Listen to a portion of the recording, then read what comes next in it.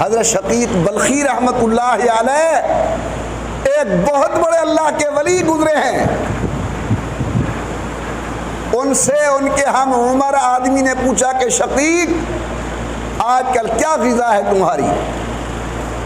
तो हजरत शकीक बल्खी फरमाते हैं 40 साल से सत्तू फांक रहा हूँ। 40 साल हो गए हैं मैं सत्तू पानी में डालकर पी लेता हूँ। उसने कहा रोटी क्यों नहीं खाता? कहते असल वजह यह है कि मैंने अंदाज़ा लगाया है रोटी खाने में वक़्त ज़्यादा लगता है, सत्तू पीने में वक़्त थोड़ा लगता है। मैं कहता हूँ चलो सत्तू पी लूँ, जो वक़्त बचेगा अल्लाह का जिक्र करूँगा, जो टाइम बचेगा मैं अल्लाह का जिक्र करूँगा।